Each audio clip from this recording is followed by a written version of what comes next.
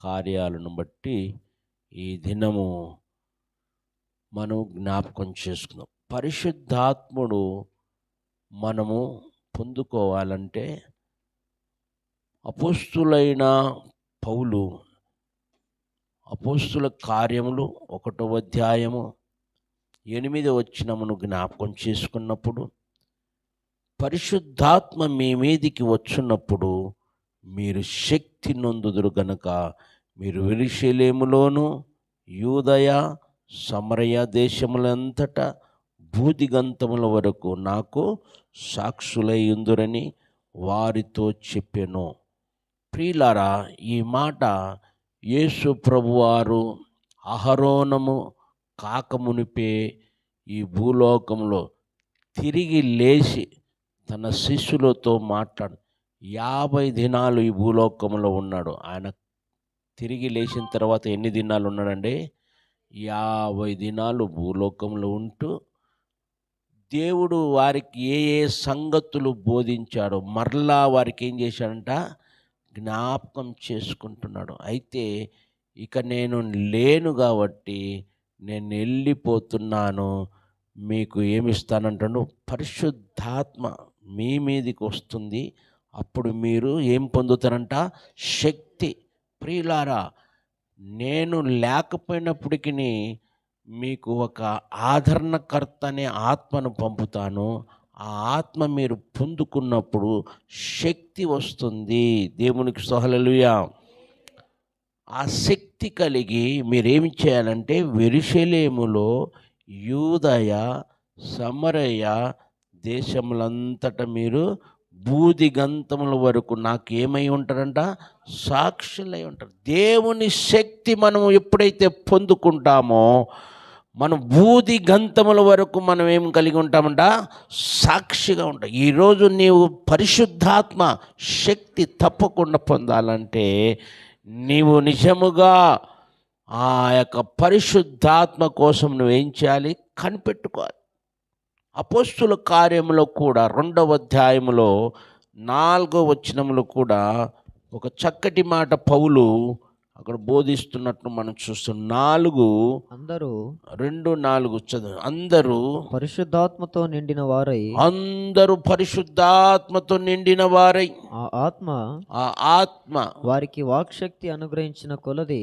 ఇది పెంతుకోస్తు పండగ 50 దినాలలో యేసు ప్రభువారు ఈ భూలోకంలో ఉన్నప్పుడు వారందరూ ఒకసాట కూడుకొని ఏం చేస్తున్నాడంటే 4వ అందరూ పరిశుద్ధాత్మతో నిండిన వారై ఆత్మ వారికి వాక్శక్తి అనుగ్రహించిన కొలది అన్య భాషలు మాట్లాడే. ఒకటి, పరిశుద్ధాత్మ శక్తి పొందితే గుర్తు ఏంటంటే అన్య భాషలు.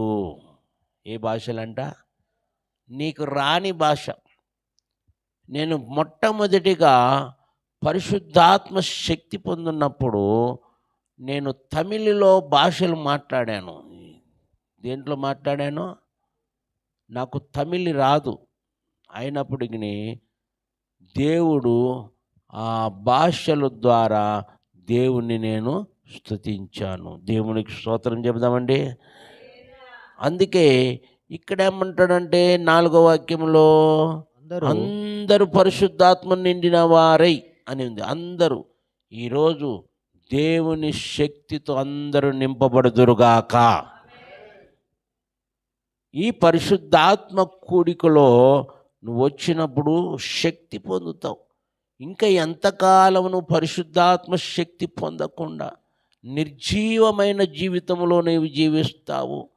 పరిశుద్ధాత్మ శక్తి ఉంటే పరిశుద్ధాత్మ నిన్ను ఒట్టిగా కూర్చొనివ్వడు. ఏదో ఒక పని నీతో చేపిస్తూనే ఉంటాడు, ఏదో ఒక కార్యం నీ ద్వారా జరిగిస్తూనే ఉంటాడు. ప్రియులారా, అందుకే వారందరూ కూడా సమరయ, యూదయ, ఇంకండి గలిలయ ప్రాంతంలో వెళ్ళి యేసు గురించి సాక్ష్యము చెప్పారంట. దేవునికి స్తోత్రం చెబుదామా.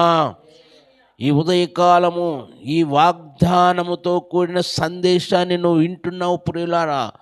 అపోస్తుల కార్యం 1:8 చూసి, పరిశుద్ధాత్మ మీ మీదికి వచ్చినప్పుడు మీరు శక్తి నొందుదురు గనక నాకు మీరేమై ఉంటారు? సాక్షులు. దేవునికి నువ్వు సాక్షిగా ఉండాలంటే శక్తి కలిగి ఉండాలి. సహజంగా మానవునికి శక్తి కావాలంటే నిజముగా ఆహారం తింటాడు. కానీ నీవు బాహ సంబంధమైన శక్తి కోసం ఆహారాన్ని భుజించవచ్చు. కాబట్టి ఆత్మ సంబంధమైన శక్తి కావాలంటే పరిశుద్ధాత్మ శక్తి నువ్వు కలిగి ఉండాలి. దేవునికి స్తోత్రం చెప్దామా? శబ్దమండి హల్లెలూయా. అందుకే అపోస్తలుల కార్యము 4వ అధ్యాయము 33లో కూడా ఈ మాట పౌలు చక్కగా మనకు రాయబడుతున్నట్లు చూస్తున్నాం. ఇదియు కాక అపోస్తలులు బహు బలముగా ప్రభు అయిన యేసు పునరుద్ధానమును గూర్చి సాక్ష్యమిచ్చిరి. రెండవదిగా మొదటిగా సాక్షిగా ఉన్నారు. రెండవది దేని గురించి సాక్ష్యం ఇస్తున్నారంట? పునరుద్ధానమును గురించి సాక్ష్యం ఇస్తారంట. పునరుద్ధానం అంటే పునర్జన్మ. యేసు తిరిగి లేచాడని నీవు నమ్మి విశ్వాసం కలిగి ఉంటే సర్వలోకానికి వెళ్ళి నువ్వు ఏం చేస్తావంటమ్మా? సాక్ష్యము చెప్తావు. నువ్వేదైతే ప్రభులో విన్నావో, ఏదైతే ప్రభులో ఇన్ని వాటిని నువ్వు గైకొన్నావో వాటిని గురించి నువ్వేం చేస్తావంట? సాక్ష్యము చెప్తావు. దేవునికి స్తోత్రం చెప్దామా?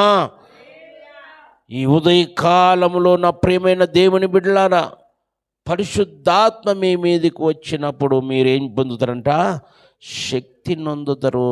కనుక నాకు మీరేమై ఉంటారంట?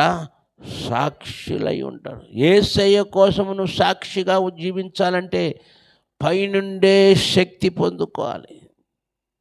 ఏం పొందుకోవాలంట? పైనుండి వచ్చే శక్తి. కింది నుండి వచ్చే శక్తి ఏమవుతుందండి? తిన్న తర్వాత ఏమైపోతుంది? అది బయలు భూమికి పోతుంది. ఇది శక్తిహీనత. నువ్వు ఎంత తినాలన్నా తింటూనే ఉంటావు. ప్లేట్లు తింటూనే ఉండవు. తినాలనిపిస్తుంటుంది. కానీ దేవుని శక్తి నువ్వు పొందితే నీవు సాక్షిగా నువ్వు ఉందువుగాక. అపోస్తలుల కార్యములో కూడా 10వ అధ్యాయము 38లో కూడా ఒక చక్కటి మాట పౌలు అంటున్నాడు. చదువునైనా. అదేదనగా దేవుడు నజరేయుడైన యేసును పరిశుద్ధాత్మతోను శక్తితోను అభిషేకించినది అనున్నదియే. దేవుడు ఆయనకు తోడై ఉండెను గనుక, దేవుడు అతడికి తోడై ఉండెను గనుక ఆయన మేలు చేసు అపవాది చేత పీడింపబడిన వారందరినీ స్వస్థపరచుచు సంచరించి. మూడవదిగా పరిశుద్ధాత్మ నీవు శక్తి పొందితే స్వస్థత వరం ఇస్తాడు. ఏమిస్తాడమ్మా? ఒకటి సాక్షిగా ఉంటావు. రెండోదిగా ఏం చేస్తావు అంటే స్వార్థ ప్రకటిస్తావు. మూడోది ఏం చేస్తావు అంట? స్వస్థత.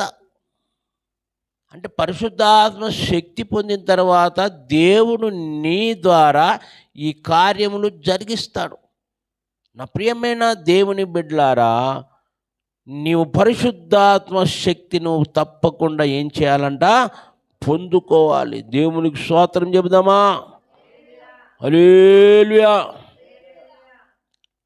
కనుక అదేమనగా అంటాడు.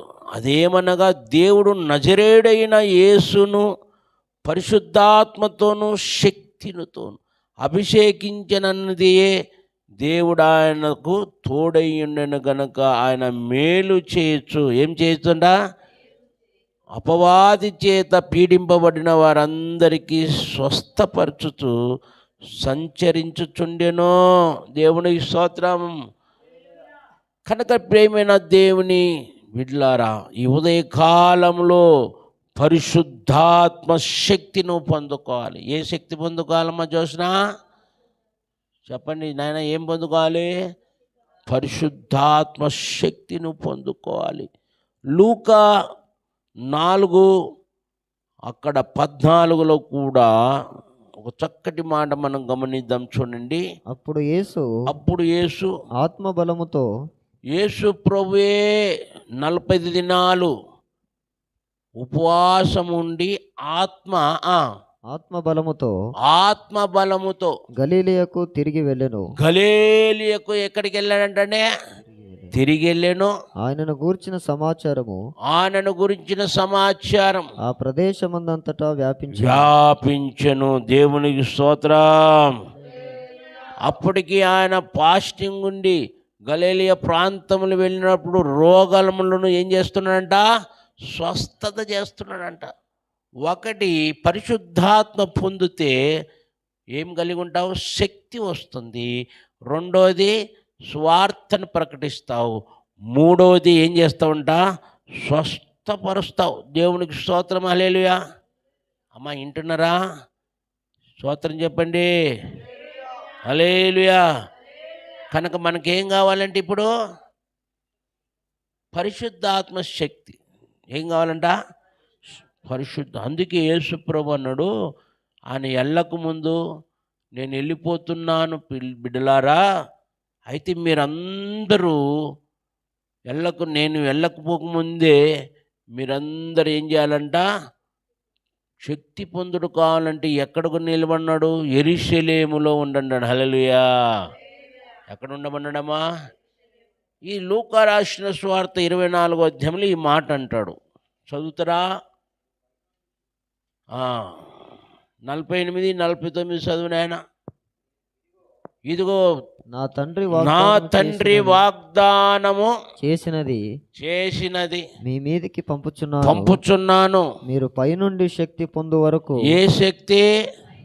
పరిశుద్ధాత్మ. పైనుండి శక్తి పొందు వరకు పట్టణములో నిలిచి ఉండడని. పట్టణం ఏ పట్టణము? విశాఖపట్నము, హైదరాబాదు పట్టణము కాదు. ఏ పట్టణం అంట? యెరూషలేము పట్టణము. యెరూషలేము అంటే దేవుని మందిరము అనే పట్టణములో నువ్వు నిలిచి ఉండాలి. హల్లెలూయా. కనిపెట్టుకోవాలి. దేవుని మందిరంలో ఏం చేసుకోవాలంట? కనిపెట్టుకొని ప్రార్థన చేసుకుంటూనే ఉండాలి. దైవజనులు, అభిషేక్తులు దినకరన్ గారు 7 సంవత్సరాలకు పరిశుద్ధాత్మ పొందుకున్నాడంట. ఎన్ని సంవత్సరాలకు? మరి నువ్వు ఇప్పుడు 20 సంవత్సరాలు అయింది కూడా నీకు పరిశుద్ధాత్మ రాలేదు. ఏం రాలేదు? మరి పరిశుద్ధాత్మ లేకపోతే యాడికి పోతాం మనము? యాడికి పోతాం? మేము యాడికి పోమయ్యా, ఇంటికి పోతామంటారా? దేవునికి స్తోత్రం చెప్పండి. చెప్పండి. హల్లెలూయా. ఇంటికే పోవాల్సిందే. దేవునికి స్తోత్రం. హల్లెలూయా. అయితే ఏంటికి పోవాలి? మన ఇండ్లు ఇవి కాదు, ఇవి శిథిలమైపోతాయి. మన ఇండ్లు పరలోకము. హల్లెలూయా. మన ఇండ్లు ఏందమ్మా? పరలోకానికి నువ్వు పోవాలంటే ఈ ఇంట్లో ఉన్నప్పుడే నువ్వేం చేయాలి? శక్తి పొందుకోవాలి. చెప్పండి, ఏం పొందుకోవాలి? శక్తికి. అందుకే వారందరూ తండ్రి వాగ్దానము కోసము యెరూషలేములో కనిపెట్టుకొని ఆ వాగ్దానాన్ని పొంది వారందరూ కూడా ఏం చేశారంటండి? ఆయా దేశాలు వెళ్ళి యేసు కోసం సాక్షిగా నిలబడ్డారంట. దేవునికి స్తోత్రం చెబుదామా? మొదటి తెస్సలోనికి రాసిన పత్రికలో 1వ అధ్యాయము 5వ వచనంలో కూడా ఈ మాట సున్నగా పౌలు చెబుతున్నాడు. చదువునైనా. మీరు ఏర్పరచబడిన సంగతి అనగా మా సువార్త మాటతో మాత్రము గాక శక్తితోను పరిశుద్ధాత్మతోను సంపూర్ణమైన నిశ్చయతతోను మీ యొద్దకు వచ్చుచున్న సంగతి నాకు తెలియను. మీ నిమిత్తము మేము మీ ఎడల ఎట్టివారమై ఉంటిమో మీరెరుగుదురు. పరిశుద్ధాత్మ వలన కలుగు ఆనందముతో మిక్కిలి ఉపద్రవమందు మీరు వాక్యము అంగీకరించి మమ్మను ప్రభును పోలి నడుచుకొని వారమైతిరి. దేవునికి స్తోత్రం. అమ్మా వింటున్నారా? దేంతో పోలి నడుచుకున్నాడంట? ఏం పోలి నడుచుకున్నాడంట? ఉపద్రవములో ఉన్నప్పటికీ కూడా దేవుని వాక్యం అంగీకరించిరి. దేవునికి హల్లెలూయా. పరిశుద్ధాత్మ వల్ల కలుగు ఆనందముతో మిక్కిలి ఉపద్రవమందు మీరు వాక్యం అంగీకరించాలంట. ఉపద్రవాలంటే కష్టాలు, కన్నీరు, వేదన, బాధ ఇవన్నీ ఉన్నప్పటికీ వారు దేవుని వాక్యమును అంగీకరించి పరిశుద్ధాత్మ శక్తితో వారు నడిచారంట. దేవునికి స్తోత్రం చెబుదామా? హల్లెలూయా.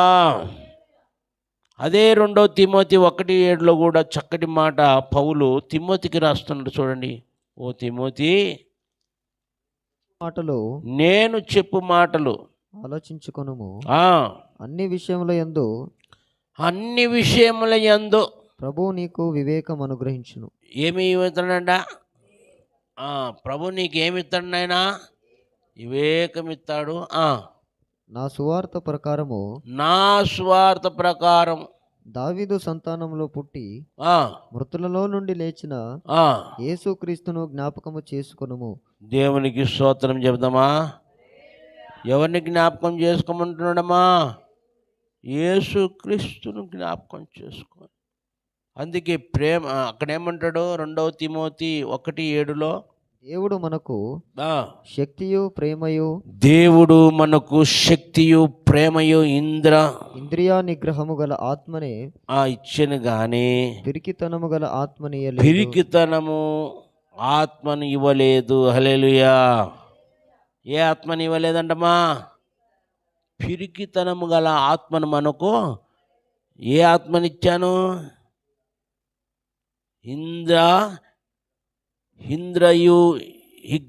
నిగ్రహము గల ఆత్మను ఇచ్చెను గాని పిరికి ఆత్మ మనకు ఇవ్వలేదు. పిరికి ఆత్మను పొందితే పిరికివారు దేవుని రాజ్యానికి వారసులు కానేరు. అమ్మ, ఏ ఆత్మ పొందాలేమా? జోస్నా, ఏ ఆత్మ? పవిత్రాత్మ. చెప్పండి. ఏ ఆత్మ? పరిశుద్ధాత్మను పొందాలి. నికోముదం అంటాడు, ఒకడు నీటి మూలముగాను ఆత్మ మూలంగాను జన్మిస్తేనే కానీ వాడికి ఏమి లేదంట, దేవుని రాజ్యం. నీటి మూలంగా ఆత్మ మూలంగా జన్మించాలి. 2 జన్మాలు ఉన్నాయి మనిషికి. ఎన్ని జన్మాలు ఉన్నాయి? ఒకటి నీటి మూలంగా అంటే బాప్తిసం, రెండోది ఆత్మ అంటే పరిశుద్ధాత్మ శక్తిని పొందుకోవాలి. శక్తి పొందుకున్న తర్వాత నువ్వేం చేస్తావు? సాక్షిగా ఉంటావు. శక్తి పొందుకున్న తర్వాత నువ్వేం చేస్తావంట? స్వార్థను ప్రకటిస్తావు. శక్తి పొందుకున్న తర్వాత సర్వలోకానికి వెళ్ళి రోగములను స్వస్థపరుస్తావు. దేవునికి స్తోత్రం చెప్పండి అమ్మా. హల్లెలూయా. కనుక దేవుని శక్తి నువ్వు పొందుకోవాలి. ఏం పొందుకోవాలి? దేవునికి పక్షపాతం లేదు. ఉందండి? మనమైతే సగం లడ్డు వానికి ఇచ్చాము, మొత్తం లడ్డు మనం తినేస్తాం. మనకు అది పక్షపాతం ఉంది. కానీ దేవునికి సంపూర్ణంగా నీకు లడ్డు ఇచ్చునుగాక. చెప్పండి హల్లెలూయా. సంపూర్ణంగా ఏమితనే నీకు కావాలంట. కావాలమ్మా? మరి ఏం చేయాలి నువ్వు? ఏం చేయాలి? యెరూషలేములో నిలిచి ఉండాలి. హల్లెలూయా. చెప్పండి హల్లెలూయా. ఎక్కడ నిలిచి ఉండాలి? యెరూషలేములో నిలిచి తండ్రి పంపుచున్న వాగ్దానము కోసం నువ్వేం చేయాలి? కనిపెట్టుకోవాలి. ఉత్తగానే వస్తుందా? దేవునికి స్తోత్రం చెప్పండి. ఒకసారి నేను లడ్డు తినాలని ఆశ ఉన్నది, కానీ నేను మర్చిపోయాను, కానీ నా తండ్రి మర్చిపోలేదు. మరలా నాకు లడ్డు ఇప్పించాడు. హల్లెలూయా. అంటే ఒకవేళ మనం మర్చిపోయినప్పటికీ దేవుడు మర్చిపోడు. మన పట్ల ఏ కార్యం జరిగించాలో ఆయనకు బాగా తెలుసు. దేవునికి స్తోత్రం చెప్పండి. హల్లెలూయా. నివాసిస్తున్నది నా యేసయ్య ఈ దినము, ఈ అరుణోదయం జరుగునుగాక. పరిశుద్ధాత్మ కోసం ఆశించు. ఈ సాయంకాలం నీ కుడికకు రా. నా యేసయ్య శక్తితో నిన్ను నింపునుగాక, బలముతో నింపునుగాక, అభిషేకముతో నింపునుగాక, అగ్ని బాప్తిసముతో నింపునుగాక. ఎప్పుడైతే నీవు ఆయన కోసం నువ్వు కనిపెట్టుకుంటావో నా యేసయ్య నిన్ను సంపూర్ణతలోకి ఆ పరిశుద్ధాత్ముడు నేను సర్వసత్యములోకి నడిపిస్తాడు. దేవునికి స్తోత్రం చెబుదామా? చెప్పరేంటండి? హల్లెలూయా. కనుక పరిశుద్ధాత్మ శక్తి మనం ఏం చేయాలి? పొందుకోవాలి. మరి ఈ ఉదయకాలంలో పరిశుద్ధాత్మ మీ మీదికి వచ్చినప్పుడు మీరు శక్తి నొందుదురు కనుక నాకు ఏమై ఉందరు? మీరు సాక్షులై ఉందరు. ఒకటి సాక్ష్యం ఇస్తాము, రెండోది స్వార్థను ప్రకటిస్తాం, మూడోది స్వస్థపరుస్తాం. దేవునికి స్తోత్రం చెప్తామండి. ఇవి గుర్తులు. ఇవేంటమ్మా? గుర్తులు. పరిశుద్ధాత్మ పొందుకున్న దానికి గుర్తులు. వారందరూ కూడా ఇంకొకటి అన్య భాషలు మాట్లాడడానికి గుర్తు. నాలుగోది ఏ భాష మాట్లాడినా నీకు రాని భాషలు నువ్వేం చేస్తావంట? మాట్లాడతావు. దేవునికి అసాధ్యమైనది ఏదైనా ఉన్నదా? ఎడారిలో నీటి బుగ్గను పుట్టించలేదా? బండను చీల్చి నీరు వారికి దాహం ఇవ్వలేదా? 40 సంవత్సరాలు మన్నాను కురిపించలేదా? కురిపించలేదా? కురిపించును. ఆయనకు అసాధ్యమైనది లేదు. కనుక ఈ ఉదయకాలంలో ఉన్నవి లేనట్టుగా, లేనివి ఉన్నట్టుగా చేయుటకు శక్తి కలిగిన దేవుడు కనుక ఆయన శక్తిని, ఆయన అభిషేకాన్ని, ఆయన అగ్నిని బాప్తిసం పొందుకొని సర్వలోకములనగా యూదయ, సమరయ అన్ని ప్రదేశంలో మనం సాక్షిగా మనం ఉందుముగాక. దేవుడు ఈ మాటలు మన ఆత్మీయ జీవితంలో స్థిరపరచబడునుగాక. ప్రార్థన చేస్తాను ప్రియులారా. అలాగనే మీరు తలలో ఉంచుకోండి. ఈ ఉదయకాలంలో మన దేవుడు మనతో పరిశుద్ధాత్మ శక్తి మీ మీదికి వచ్చినప్పుడు మీరు శక్తి నొందుదురు, నాకు సాక్షులై ఉంటారన్నారు. ఎంతోమంది పరిశుద్ధాత్మను అవహేళన చేస్తున్నారు తండ్రి. అయ్యా, కొంతమంది అయితే పరిశుద్ధాత్మ లోబడి ఉన్నారు ప్రభా, వారు ఆత్మ పూర్ణులై ఉన్నారు ప్రభా. మరి ఈ దినము తండ్రి ఈ పరిశుద్ధాత్మ కూడికలో ప్రతి బిడ్డను నడిపించండి ప్రభా. నీ అభిషేకముతో నింపండి నాయనా. రానున్న దైవజీవిని కూడా మీరు మాటుగా చేసుకొని పరిశుద్ధాత్మ గురించి ఎవరినైనా నేర్పించండి, బోధించండి. అయ్యా, మీరు కాపరిగా ఉండండి నాయన. నా ప్రజలకు నాయన స్తోత్రం. పరిశుద్ధాత్మ లేనివాడు నా వాడు కాడంటున్నారు తండ్రి. అయ్యా, పరిశుద్ధాత్మ ప్రతి బిడ్డ అనుభవించుదురుగాక.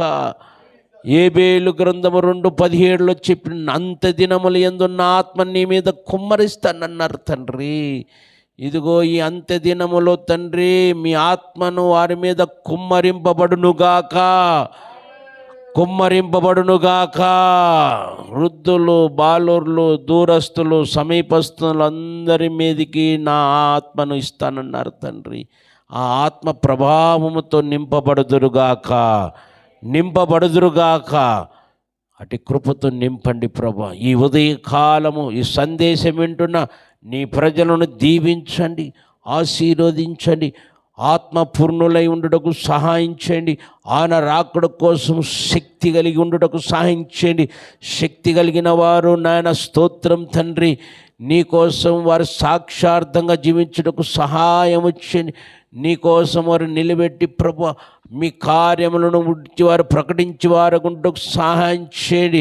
అయ్యా, నిన్ను గురించి వారు నాయన అయ్యా చెప్పినప్పుడు వారికి రోగాలకు స్వస్థత వస్తుందమ్మా. ఓ మైటీలా రాబా, షబాలా రాబా. అటు కృపని బిడ్డలందరూ, నా బిడ్డలు, సంఘములో ఉంటున్న బిడ్డలందరూ పొందుదురుగాక. ప్రతి బిడ్డ శక్తివంతులుగా అవుదురుగాక. ఇదిగో ఈ 49వ దినమున తండ్రి బలమైన శక్తి వారి మీదికి దిగునుగాక. ఆకాశము తెరవబడునుగాక. అన్య భాషలు మాట్లాడుదురుగాక, ప్రవచించుదురుగాక. తండ్రి అన్య వరములు వారికి కలుగునుగాక. ఆత్మ ఫలములు పొందుదురుగాక. ఆత్మీయ వరాలు కలిగి ఉందురుగాక. ఆత్మీయ ఫలాలు కలిగి ఉందురుగాక. తండ్రి అట్టి శక్తివంతమైన కార్యములు బిడ్డల పక్షాన మా పక్షాన మీరు జరిగించుకోమని నేటి అరుణోదయము ఈ సందేశాన్ని వింటున్న ప్రతి బిడ్డకు మీ అభిషేకము తండ్రి మీరు ఊదినప్పుడు వారు పొందుకున్నందుకు, వారు అనుభవిస్తున్నందుకు స్తోత్రాలు చెల్లిస్తూ మీరే బిడ్డల ద్వారా మా ద్వారా మీరు మహిమ పొందమని మా ప్రభువును రక్షకుడైన యేసుక్రీస్తులో సంపూర్ణులముగా జీవించుటకు సహాయం చేయండి. ఇదిగో ఆన్లైన్లో ఆఫ్లైన్లో ఉంటున్న బిడ్డలందరినీ దీవించండి. ఇదిగో నాయన స్తోత్రం తండ్రి. అయ్యా ఇదిగో నీ బిడ్డలందరినీ మీ చేతులకు సమర్పిస్తున్నాం. ఈ 40 దినమాలు తండ్రి నీ సన్నిధిలో ప్రార్థించిన బిడ్డలు, ప్రార్థించలేని బిడ్డలు, బలహీనులుగా ఉన్న బిడ్డలను బలపరచండి, కృపతో నింపండి తండ్రి. ఈ దినము అనేక ప్రభావం వల్లే నీ ప్రజలు నీ మందిరానికి వచ్చుదురుగాక. రేపటి దినము అని ముగింపు సభలో ఆ గ్రౌండ్ అంతా కూడా నిండిపోవాలి ప్రభా స్తోత్రం. అనేక మంది నిండిపోవాలి ప్రభా స్తోత్రం. అనేక మంది రావాలి. ఆ గ్రౌండ్ అంతా పరిశుద్ధపరచండి, రక్తంతో ప్రోక్షించండి, వీళ్ళ వేసి నడిపించండి. కృపతో నింపుటకు సహాయము చేసి మీరే మహిమ ఘనత ప్రభావాలు పొందమని మా ప్రభును రక్షకుడైన యేసుక్రీస్తు నామమున వినయముతో ఏడుకొంచున్నాము తండ్రి. యేసు రక్తమే జయం, శిలువ రక్తమే జయం. ప్రభు యేసు నామముకు సంపూర్ణ విజయము కలుగుగాక. ఆమేన్. అందరికీ వందనాలండి. Praise the Lord. ఆన్లైన్లో ఉన్న బిడ్డలకు, ఆఫ్లైన్లో ఉన్న బిడ్డలందరికీ వందనాలు. స్తోత్రం.